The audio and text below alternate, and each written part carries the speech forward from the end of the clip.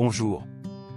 Cette vidéo présente le livret d'accompagnement personnalisé, CPRO, prévention des risques psychosociaux.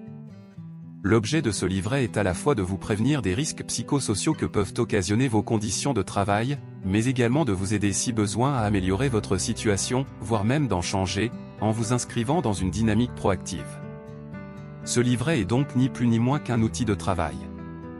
Dans le cadre de son développement, il s'appuie sur les travaux de l'INRS, ainsi que sur la théorie des rôles. L'INRS, étant l'Institut national de recherche et de sécurité, pour la prévention des accidents du travail et des maladies professionnelles. Les concepts qui lui sont associés, lui permettent de mettre exclusivement en lumière la perception que vous avez de vos conditions de travail, ainsi que les incidences sur votre santé et sur votre implication au travail. Comprenez par là que ce qui compte avant tout n'est pas la réalité de vos conditions de travail, mais comment vous les percevez, et comment vous les vivez. Donc, comment ça marche? Dans son contenu, le livret CPRO Prévention des risques psychosociaux compte 24 pages, et il comprend 3 parties.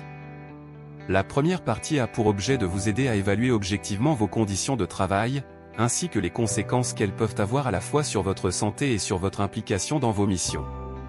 Pour vous aider dans votre réflexion, un canevas vous est proposé. Il s'appuie sur le diagramme d'évaluation des facteurs de risque psychosociaux au travail, édité par l'INRS. Ce diagramme vous permettra de focaliser votre attention sur des thèmes spécifiques regroupés en 7 champs.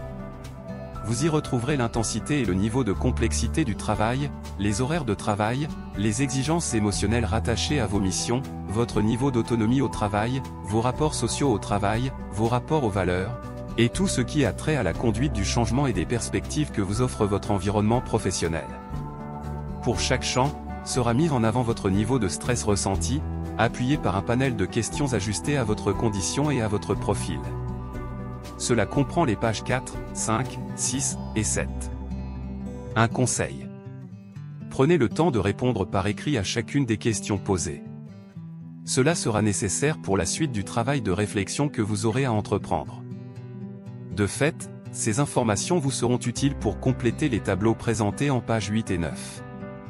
Le travail demandé sera à la fois d'identifier les situations qui génèrent en vous du stress, d'en mesurer le niveau d'urgence de résolution, et enfin, d'identifier les premières démarches à entreprendre à des fins de résolution.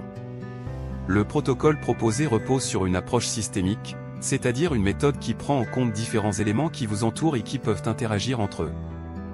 La seconde partie a pour objet de vous aider à mieux appréhender votre rôle au sein de l'organisation du travail, notamment en évaluant son niveau de maîtrise.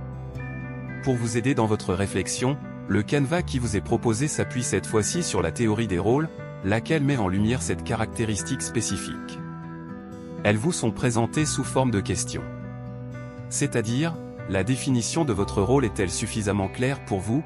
Avez-vous les compétences suffisantes pour jouer votre rôle? Avez-vous la liberté suffisante pour le jouer correctement? Avez-vous les moyens d'adopter les comportements qu'il demande? Les paramètres de votre rôle vous permettent-ils d'exploiter tout votre potentiel? Quel est votre intérêt à le jouer, et dans quelle logique s'inscrit-il?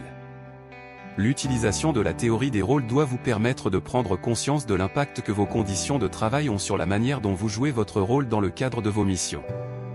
Pour cette partie, le canevas proposé est simple d'utilisation. Il vous suffit de vous appuyer à la fois sur les informations qui mettent en avant votre profil, ainsi que sur les questions qui vous sont posées. D'ailleurs, considérez ces dernières comme des pistes de réflexion utiles pour la suite du travail qu'il vous sera demandé d'entreprendre.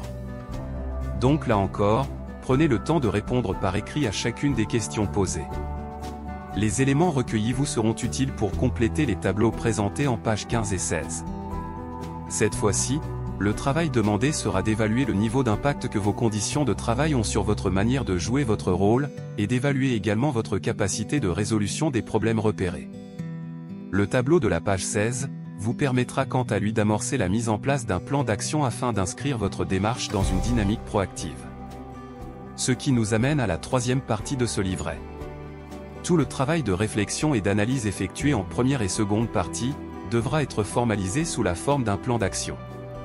Il vous accompagnera dans votre mise en action étape après étape, jusqu'à vous permettre d'améliorer votre situation dans votre environnement professionnel, ou, si besoin, de vous accompagner à en changer. Attention néanmoins. Outre le canevas qui vous est proposé, ce livret n'a de prétention que de vous accompagner dans votre réflexion et vos démarches.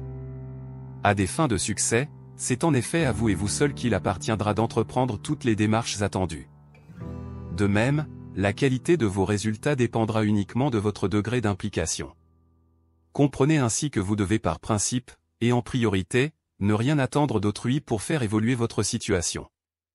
L'acteur de votre changement, c'est vous. Donc c'est à vous de jouer.